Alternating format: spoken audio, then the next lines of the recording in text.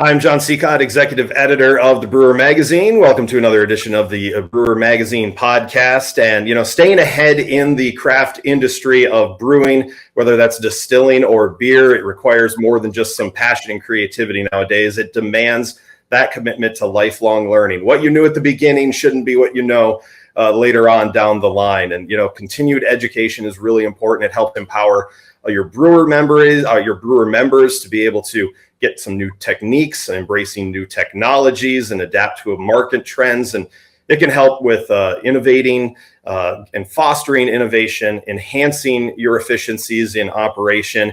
And we wanted to welcome in Gregory Dunkling, the program developer of the new Crafting Futures program at the University of New England. Bring him in here and be able to say hello and thank you for joining us as we're discussing continued education in being a successful brewery. Gregory, thanks so much for joining us today. Hey, John. Thanks for having me. Well, tell me just a little bit about yourself first and foremost, and what the Crafting Futures program is going to be all about. Sure. So I was in Vermont for most of my professional life, and associated with a number of the folks who made a name for the craft beer scene in Vermont. And then back, about 12 years ago, was having discussions with Alan Newman from Magic Hat. He had just left the brewery, and we decided to create a business school for brewery startups. That program was launched at the University of Vermont, where I directed for about a 10-year period. And then I left this past summer to start a new program at the University of New England, which I'll be happy to talk a little bit about.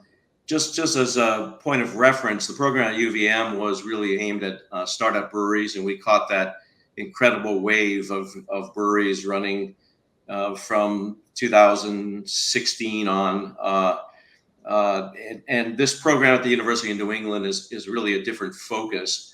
Our aim is to provide programs to address some of the most urgent business issues that owners and senior staff experience today. So we're talking about existing breweries, not startup breweries per se, in an environment that is quite different from 5 or 10 years ago. We're seeing a need for senior staff to examine business issues as a bridge to implementation.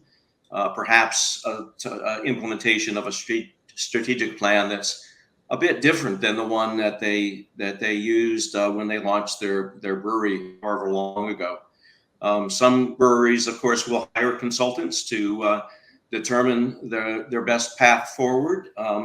However, that can be beyond the financial reach of a lot of small breweries, and developing a clear plan before engaging in this work with consultants can be far more cost effective. So that's where we see our place, is really helping senior staff and owners get clear about what their strategic plans are and how they perhaps have changed a little or a great deal from when they opened some years ago. Yeah, and the Crafting Futures program is that. And how is this going to be? And like you said, it's an important need at this gateway of what the industry is like. There's a lot of breweries that are entering more what I would guess be a mature type of brewery. I mean, I have friends myself that, when we started this magazine in 2014, they weren't around. They opened up in 2016. Now, they've had fun building their brand and realizing where they are in that market, but they're readily accepting me. We are maturing. We need to find our foothold in where we're going to be. And sometimes it's important to kind of have that outside perspective, and you're not just learning from your peers and the things that are going on around you, but being able to learn business practices that are, very well established, that maybe they're just not thinking about using. Talk about a little bit about what Crafting Futures, why it was developed the way that it's going to be used. We asked brewery owners how they currently arrive at critical business decisions. And we have sort of short summaries of many conversations with owners around sort of re-envisioning their strategic plans. And not everyone has a different path to sort of this process, but we found that they confer with others, colleagues in the beer industry, of course, their bank, CPA, friends with business expertise, and so on. And the crafting futures as an intermediary step is hoping to provide in-depth topics that owners can address with industry leaders, with peers, examine their options. Our instructors and our weekly guest speakers will be individuals who've gone through these challenges and can pass along valuable insights to others. We have an advisory board consisting of some pretty well-known folks in the industry that are providing sort of initial assessment of training needs or learning needs in the industry. We also are forming a secondary board of brewery owners and guild executive directors to sort of be our eyes and ears in the industry, making certain that what we come up with is indeed what they need. So we have sort of a two-pronged approach to sort of assessing what these needs are, and we've just started that process with our advisory board. Looking at what the industry is now, and like you said, yes, there are still breweries that are opening, but really it is a lot of breweries that probably need that next step guidance. And why is a program needed like this now? And and why are you happy that it is there to be able to go forward like this? Yeah, I suggested earlier that we've been talking to a lot of people in the industry, and our advisory board, they work with breweries across the U.S. and Canada. So they have a lot of insight into what the challenges are today. We all know, and we've all read articles, and Brewers Association provides lots of interesting analysis on that. But the industry's changed dramatically since 2018, 2019. Certainly the pandemic have had a big impact, but even before that, things were changing quite dramatically. And we saw openings slowing down quite significantly. We saw closures of brew pubs and micros changing to the point where the lines actually crossed this past year. So the challenges, some are external. We've all seen the issue with cost of goods and availability of some products to make beer, which brewery owners don't have a lot of control over. But there are a lot of there were issues, financial constraints before COVID. Certainly, COVID highlighted these challenges for many. And today, a lot of brewery owners are really trying to figure out how to go forward, how to regain their footing, and how to get their marketing engine going again in a very competitive market. How to look at a lot of questions around mergers and acquisitions, or partnering with other breweries, or even in some cases, brewery owners who started 15, 20 years ago are looking at what does my exit plan look like? I don't want to just one day come and lock the door and walk away. So what am I going to do to sort of set the staff up, the brand up, and my years of blood, sweat, and tears to get some return on all of those efforts. So there are lots of issues that breweries are looking at today that they didn't really have to maybe 5, certainly 10 years ago. So that's part of what we're going to be developing with our program. We haven't developed the specific courses yet, but we'll be working on that over the next couple of months. So you've been around this. You have the gravitas to be able to understand this. How has your previous experience with what you were doing at the University of Vermont with their craft beer program help you influence in what you wanted to do with this program at the University of New England? Yeah. Well, certainly being in close contact with people in the industry was was one of the benefits of being associated with that program. I spent a lot of time talking with people and learning about what their challenges were. We certainly knew that we wanted to move from startups to existing breweries. We're somewhere in the neighborhood of 10,000 breweries today. And the long tail of those is many of them are very small breweries. And if larger breweries are struggling, smaller ones tend to be even more so. And not always the case, but certainly many small breweries are trying to figure out how to keep their lights on and maintain, if not grow, their sales and production. So the program we knew was going to focus on existing breweries, and so that is really our focus. A lot of the things that we did with our first program at the University of Vermont was really oriented towards building a strong business plan for financing a brewery, operating a brewery, sizing it, staffing it, developing the right team, all those kinds of things. Working with existing breweries, the staff are in place. They're already operational, so they may be considering expansion. So there may be issues there, but the issues are somewhat different. They're not entirely different, but there's a little different depth, I think. There may be sort of 100 or 200 level for the previous program. We're going to be looking at sort of 400 or 500 level on that academic lingo in terms of the rigor of the courses that we offer. Yeah, you took that right out of my mouth. I was just about to say the exact same thing. It's some of the same problems, but you already have the knowledge of that problem instead of being warned about the problem. You're trying to create, new solutions to be able to advance, especially in this market. Things are, just been so crazy, and just talking to people over the years of, finding ways to adapt and pivot on pivot and pivot on pivot. As Adam Robbins, I'm transcribing a Rubens Brew interview right now, and the crazy things that, they've had to do.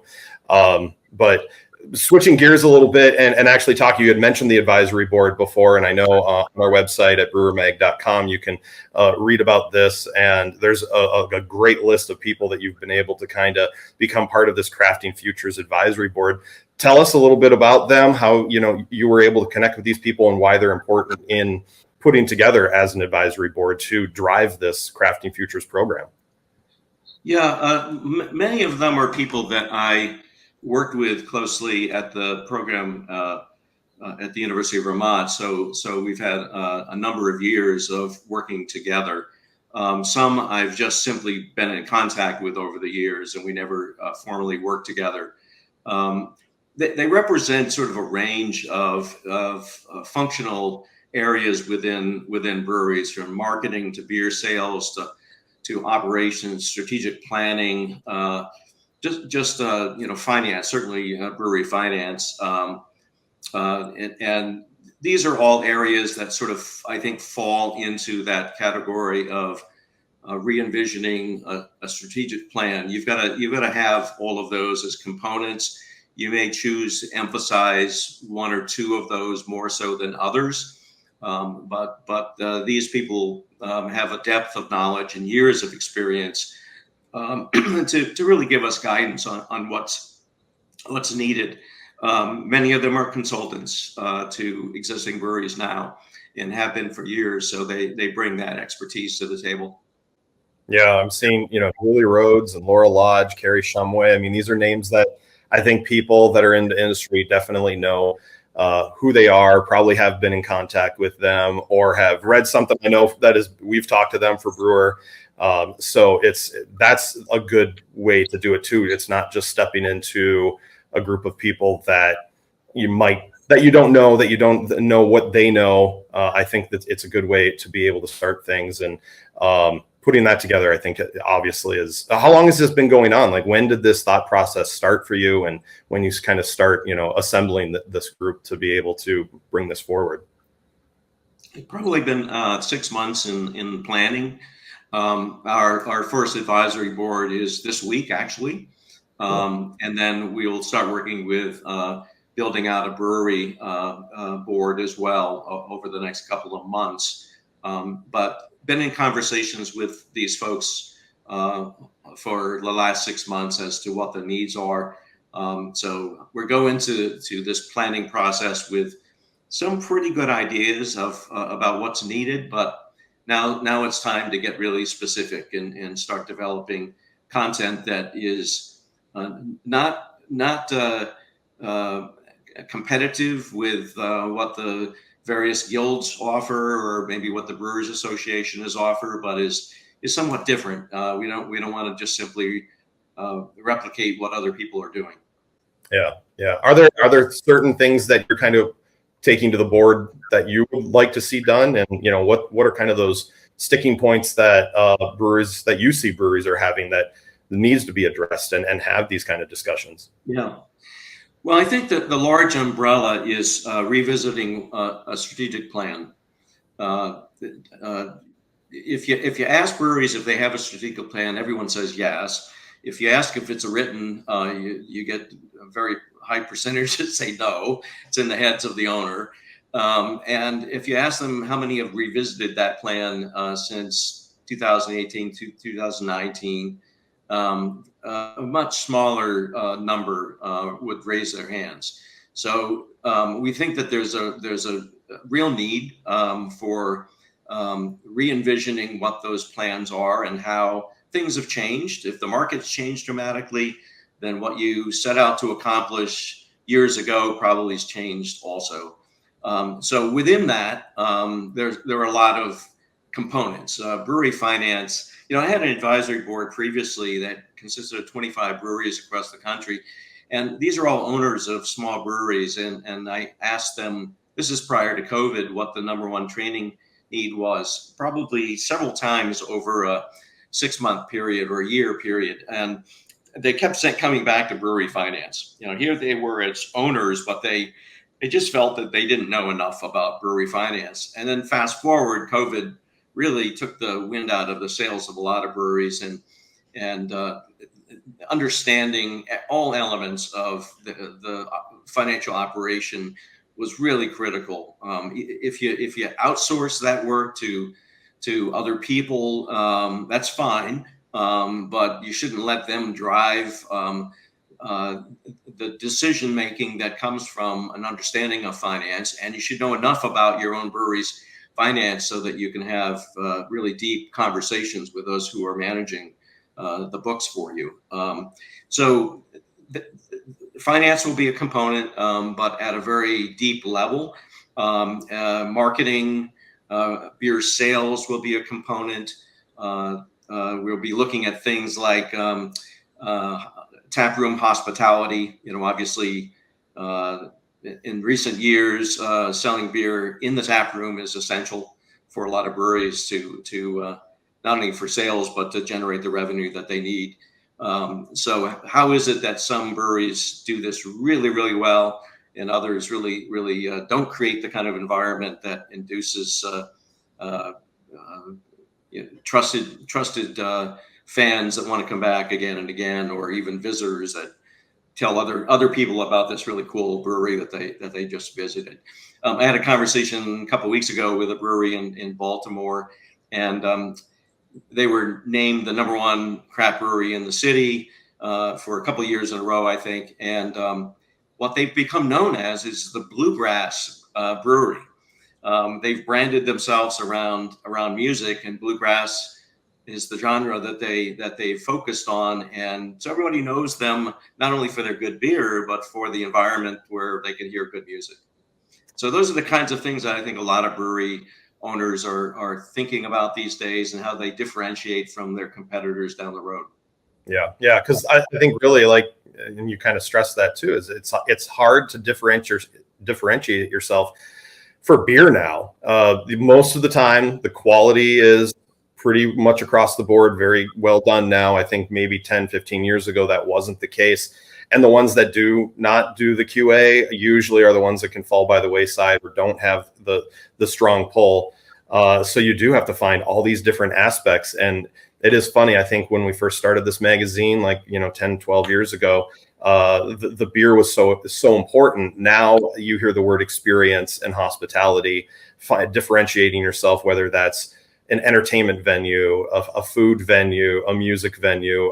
Those are I think some of the catalysts, which I think when people first start, they're like, we just care about the beer. Well, the beer's great. You got to have great beer, but I think it's almost to that point where you do have to be able to understand where you're going to be in your market, what are the missing market pieces, not just we're going to make good beer. Yeah. Yeah. So one other thing, that we really haven't touched much upon are instructors. Now you have a board. What type of instructors are you looking at? Are you using people within house? And with this being online, you don't have to have people directly at the University of New England. Yeah, we're looking at staff in breweries, senior staff in breweries, people who've been through the trenches and can really talk from personal experiences. And they will be instructors, and there'll be a lot of guest speakers. So we'll bring people in. We'll have evening 75-minute sessions each week, in addition to the content for the week, where there will be lots of discussions and some reading on a particular topic. Our instructors will be across the U.S. and Canada. We've worked for a long time with First Key Consulting out of Vancouver, Canada, and they have deep expertise in the beer industry. So some of their people will be our instructors. Some will be consultants, perhaps some that are on our board. Others will be senior staff in breweries themselves. So they're all going to be people in the industry who have a deep knowledge of the industry. And who's this for? I mean, I think if you're listening to this, you've already figured that out. It is really going to be for management level people, but managers always love to be able to, make sure that people within their organization are improving themselves. So is there a starting point, or where are you looking for what kind of employee in a brewery are you looking for that this is an important aspect to move on to? Yeah. Well, at the top level, we're looking at those who are responsible for developing the direction of a strategic plan. So that's owners, it's investors, it's partners, it's senior managers in breweries. But in reality, strategic plans aren't implemented and developed just by senior staff. There are other people in the organization, hopefully have a voice and a vision for how to implement some of the strategies that are set forth by senior management. So it could be at really all levels of the organization. Probably not so much on the entry level, but any middle management, senior management people in breweries. These courses will be relevant for them. And are the training needs? I know this isn't just we're more of a beer podcast for breweries, but this is including distilling as well. Are there a lot of these kind of crossover? Do you see yourselves creating separate tracks for the distilling teams, or do you think there's a lot of overlap for those? Yeah, time will tell. We have had meetings with senior distilling folks in Maine. So it's been a relatively small audience so far, but there is agreement that finance is really a critical element to the success of any distillery, as it is a brewery. So we think the content, that we're going to be offering is relevant to whether you're a cidery, a distillery, or a brewery. There really is no significant difference in terms of the financial acumen that one needs. In terms of other areas, we may diverge a little bit. We may be doing somewhat more in terms of quality in distilling. Many of these folks are relatively new to their work, and the question that breweries encountered 10 years ago around quality are some of the same issues that young distilleries are facing. It's to the advantage of any state guild to make sure that their members are offering a really quality product. And so I think we'll be probably doing a little bit more on the quality side with distilling than we will be on the beer side. Awesome. Well, obviously, like you said, things are just kind of getting going for this, and being able to share this with people. Where can they find out more information? I know I have the link. I'm looking at it right now, but go ahead and let people know how they can find out more about this Crafting Futures program. Yeah, it's Crafting Futures at the University of New England, une.edu. So you search for that and you will come across our program. Right now we have one course that's up, which is a brewery finance course, although relevant to distilleries and cideries as well. But over the next few months, you'll begin seeing a lot more information about the coming attractions, coming courses that we're going to be offering. Awesome. Well, best of luck to you. I think it's an important aspect. Obviously, we care about educating brewery owners every single day here. So it's always good to see when universities are stepping up to be able to kind of give those, like you said, those 301 and 401 courses. So best of luck to you guys. And thanks for joining us. Hey, thanks, John. I really appreciate it. Don't forget, you can always check on brewermag.com. You can also see us on YouTube and listen to us on Spotify. And don't forget daily updates on Facebook, Instagram, and X. I'm Executive Editor John Sicotte for brewermagazine.com.